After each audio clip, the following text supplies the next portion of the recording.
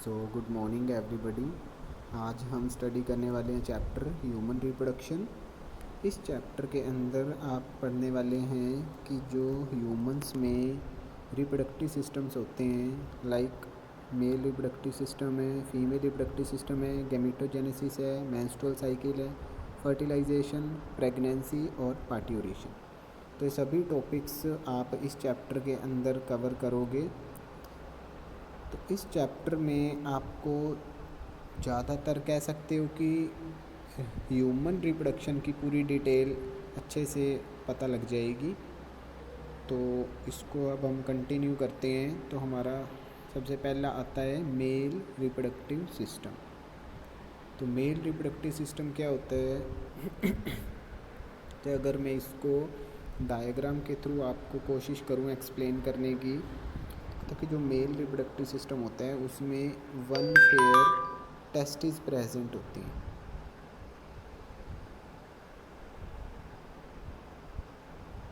One pair testis होती हैं और इन टेस्टिस से एक ट्यूब आगे जाती है, या ये कह लो कि ये टेस्टिस होते क्या हैं। सबसे पहले अगर मैं आपको बताऊं कि जो जो टेस्टिस होते हैं ये पेयर में होते हैं। ओके, इनका फंक्शन की अगर हम बात करते हैं तो इनका फंक्शन क्या होता है? वो कहते हैं कि ये ड्यूल फंक्शन करते हैं, दो फंक्शन करते हैं। क्या दो फंक्शन करते हैं? कि एक तो ये जो टेस्टिस होते हैं ये मेल गैमीट से रिलीज़ करते हैं, आप कह सकते हो कि स्पर्म सेल रिलीज़ करते हैं। दूसरा इनका फंक्शन क्या कह सकते हैं कि जो इसका सेकंड फंक्शन है वो है हार्मोन रिलीज़ करने का, कि ये हार्मोन्स भी रिलीज़ करते हैं।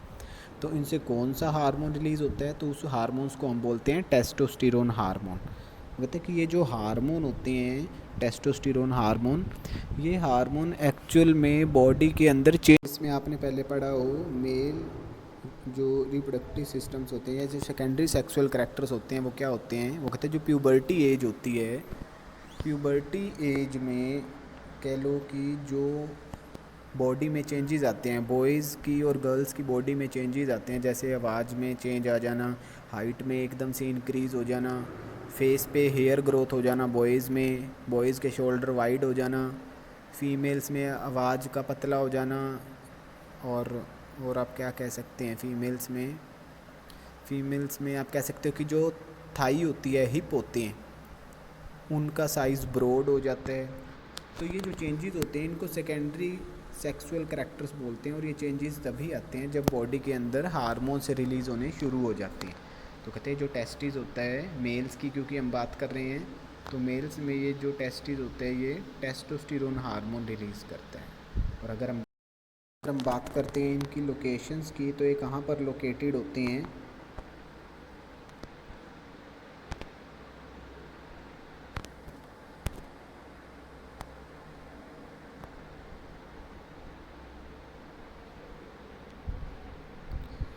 तो कहते हैं ये मेल्स के अंदर टेस्टिस की लोकेशन दिखाई गई है आपको इधर डायग्राम में। ये जो आपको डायग्राम दिख रहा है ये टेस्टिस कहे जाती हैं। तो ये जो टेस्टिस होते हैं यही, ये कह लो कि ये जो इनका रीजन है, इनकी जो लोकेशन है, इस सारे हिस्से को स्क्रोटम रीजन बोला जाता है, जहाँ पे लोकेट होते हैं। मतलब इनका जो बाहर का लेयर होती है इसको स्क्रोटम रीजन बोला जाता है। तो कहते हैं जो स्क्रोटम रीजन होता है ये थर्मो रेगुलेशन का काम करता है। थर्मो रेगुलेशन का काम मतलब कि बॉडी का टेम्परेचर कितना होता है? 37 डिग्री सेल्सियस होता है, लेकिन ये जो स्क्रोटम रीजन होता है इस रीजन का टेम्परेचर कितना होता है? बॉडी से 2.5 डिग्री लेस होता है, यानी कि आप कह सकते हो कि 35.5 डिग्री सेल्सियस होता है इस जगह का टेम्परेचर। किस जगह का? जहाँ पे ये टेस्टिस प्रेजेंट होती हैं। ओके, अच्छा जी। फिर इसके बाद आते हैं कि ये जो टेस्टिस होते हैं इनकी डिटेल स्ट्रक्चर कैसी होती है। तो उसको अगर हम डिटेल में पढ़ते हैं टेस्टिस को, तो उनकी स्ट्रक्चर कुछ इस तरह की होती है। देखिए, वो कहते हैं कि ये जो टेस्टिस की स्ट्रक्चर इसमें दिखा रखी है, इसमें हमें क्या कुछ एक्सप्लेन किया हुआ है, तो वो ध्यान से सुनो। कहते हैं जो टेस्टिस हैं इनमें जो सबसे आउटर लेयर आपको दिख रही है, सबसे बाहर वाली जो लेयर है, वैसे तो कहते हैं कि इसके अराउंड 3 लेयर्स होती हैं, पहली लेयर, दूसरी लेयर और फिर तीसरी लेयर। तो कहते हैं जो 3 लेयर्स होती हैं इन तीनों लेयर्स को हम क्या बोलते हैं? 3 लेयर्स को हम ट्यूनिका लेयर बोलते हैं।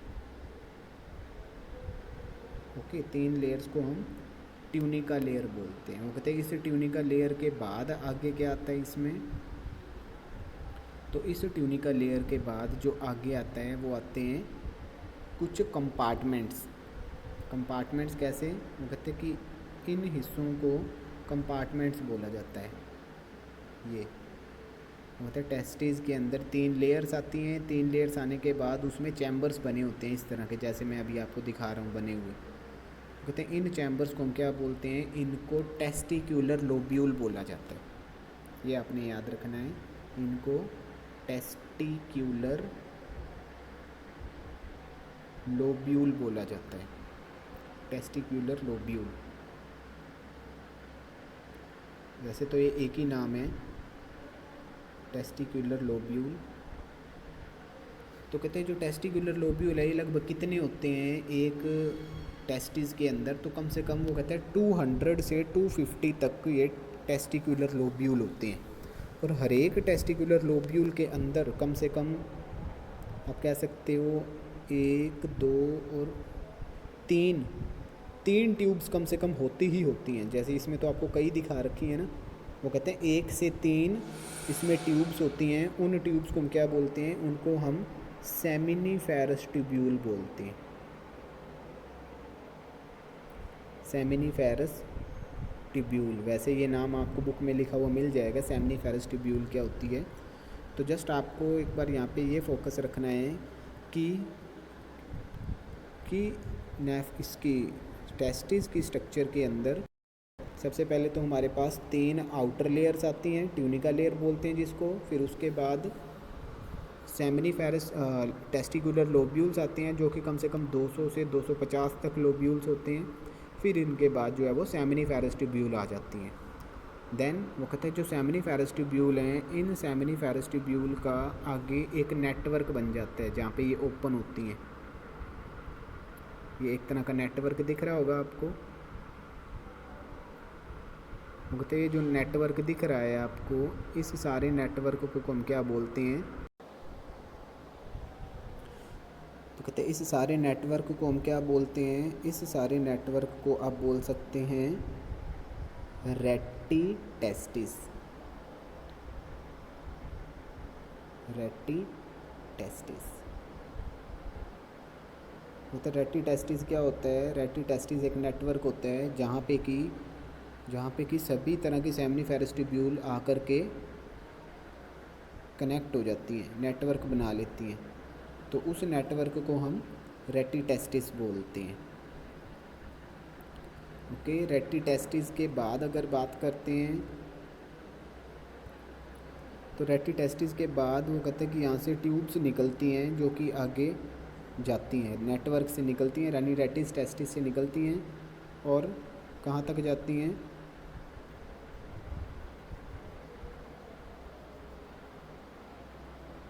जस्ट अ सेकेंड, इसको इरेज कर दूँ।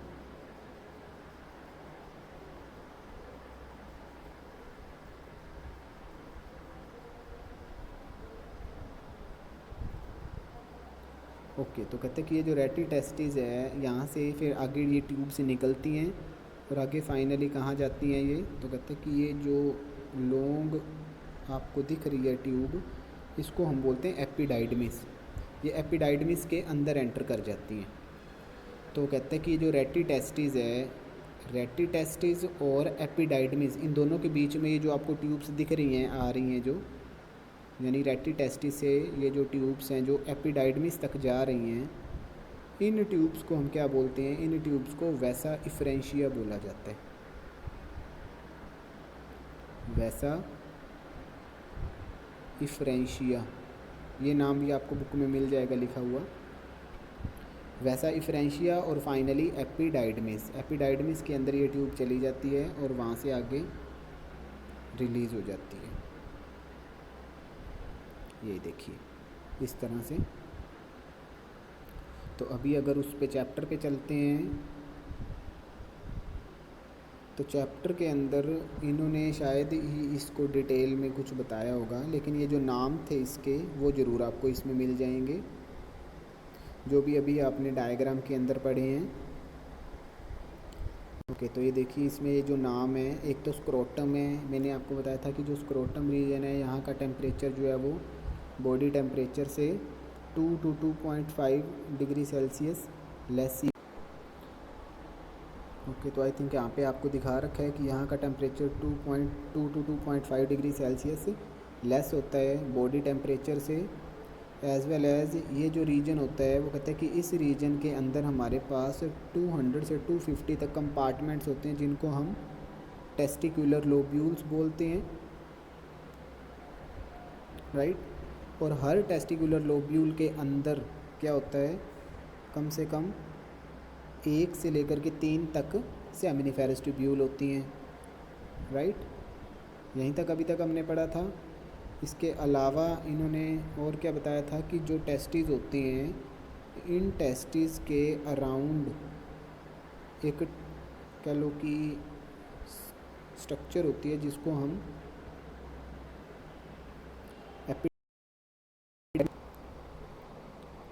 आई थिंक इसको नॉर्मल होने देते हैं। ओके, तो अभी अगर आप देखोगे ध्यान से तो आपको इसमें टेस्टिस दिख रहा होगा, राइट। ये टेस्टिस है। टेस्टिस के अराउंड एक और स्ट्रक्चर दिख रही होगी इस तरह की, तो इसको इन्होंने नाम दिया हुआ है एपिडाइडमिस। और एपिडाइडमिस से फिर एक ट्यूब जा रही है जो ऊपर की तरफ, इसको वैसा डेफरेंस बोला गया है, वैसा डेफरेंस। ये एपिडाइडमिस का नाम भी लिखा हुआ है यहाँ पे। बाकी ये वैसा ही फ्रेंशिया, रेटी टेस्टिस, टेस्टिकुलर लोब्यूल, ये सारे नाम अभी हमने पीछे पढ़े हैं उसमें डायग्राम के अंदर, तो ये सारे वही नाम हैं। ओके,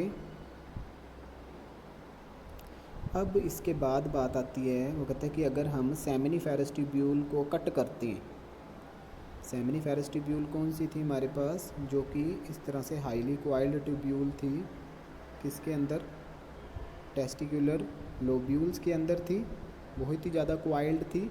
होता है कि अगर हम सपोज़ कोई भी ट्यूब लेते हैं और उसको ट्रांसवर्सली कट करते हैं, मतलब इस तरीके से अगर कट कर दिया, तो अगर हम उसको इस तरीके से कट करते हैं तो हमको वो चीज़ देखने में कैसी दिखाई देगी, तो कि ये जो कट करने के बाद हमको दिखाई देगी वो ट्यूब कुछ इस तरह की दिखाई देगी।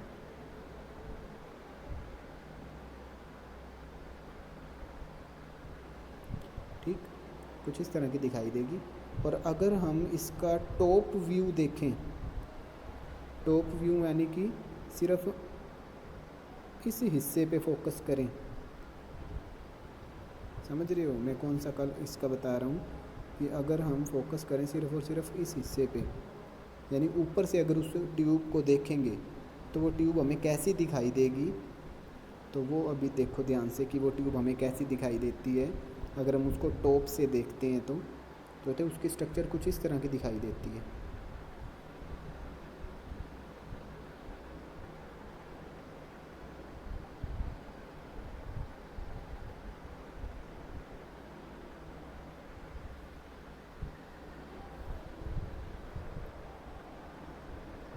बाकी इसमें अलग अलग तरह के सेल्स दिखाई देती हैं।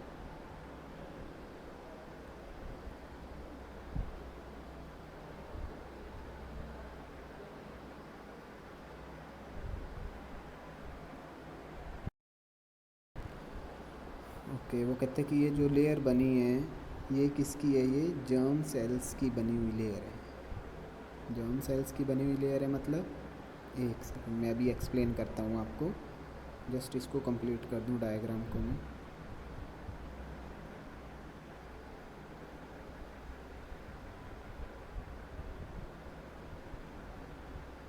ओके, तो कहते हैं कि अगर इस डायग्राम को ध्यान से देखो आप, तो इसमें जो आपको सबसे बाहर वाली लेयर दिख रही है, ये जो लेयर है इस लेयर को हम बोलते हैं जर्म सेल्स की लेयर। ओके, सेकेंडली इसके अंदर जो आपको दिख रहे हैं जो लॉन्ग सेल्स, ये वाले कुछ सेल्स जो हैं वो बहुत लॉन्ग सेल्स हैं, तो ये जो लॉन्ग सेल्स हैं यू शेप के सेल्स हैं, इनको हम बोलते हैं सेर्टोली सेल्स, या इनको नर्स सेल भी बोला जाता है। इसके बाद वो कहते हैं कि ये जो मैंने इसमें अलग अलग लेयर्स बनाई हैं सेल्स की, जैसे ये फर्स्ट लेयर है, ये पर्पल कलर के सेल्स की बनाई है, तो इनको स्पर्मेटोगोनिया बोलते हैं। ये स्पर्मेटोगोनिया क्या होते हैं, तो ये आपको आगे चैप्टर के अंदर जैसे हम डिटेल पढ़ेंगे वैसे वैसे आपको ये चीज़ें समझ आती जाएंगी। हाँ, इसमें एक चीज़ रह गई है कि इंटरस्टिशियल सेल्स क्या होते हैं। तो इंटरस्टिशियल सेल्स के बारे में मैं आपको बता दूं। इंटरस्टिशियल सेल्स किनको बोलते हैं, वो तो जो सेमिनिफेरस ट्यूब्यूल के बारे में अभी हमने पढ़ा था कि सेमिनिफेरस ट्यूब्यूल होती हैं टेस्टिकुलर लोब्यूल के अंदर। तो कहते हैं कि इन सेमिनिफेरस ट्यूब्यूल को अगर हम कट करते हैं तो कैसी दिखेंगी, वो तो अभी आपको ऊपर डायग्राम दिख रहा है, राइट। दूसरा वो कहते हैं कि इन सेमिनिफेरस ट्यूब्यूल के सराउंडिंग में, इनके सराउंडिंग में कुछ अलग तरह के टिश्यूज़ प्रेजेंट होते हैं, मतलब इनके बाहर बाहर जो है वो अलग तरह के टिश्यूज़ प्रेजेंट होते हैं, या ये कह लो कि एक फ्लूइड प्रेजेंट होता है। और इस फ्लूइड के अंदर कुछ खास तरह के सेल्स भी होते हैं जो सेमिनिफेरस ट्यूब्यूल से बाहर बाहर एग्जिस्ट करते हैं, राइट। जो सेमिनिफेरस ट्यूब्यूल से बाहर एग्जिस्ट करते हैं, इन सेल्स को या इन टिश्यूज़ को हम क्या बोलते हैं, इन टिश्यूज़ को हम बोलते हैं या सेल्स को हम बोलते हैं इंटरस्टिशियल सेल्स या फिर लेडिग सेल्स, जो कि सेमिनिफेरस ट्यूब्यूल से बाहर एग्जिस्ट करते हैं फ्लूइड के अंदर। ओके, तो ये होते हैं लेडिग सेल्स, इनको हम लेडिग सेल्स भी बोल सकते हैं या इनको इंटरस्टिशियल सेल्स भी बोल सकते हैं। ओके जी, तो आई थिंक आज के लिए एक बार इतना ही करते हैं, बाकी का फिर इसको मैं अगले लेक्चर के अंदर कंटिन्यू करता हूँ आपको।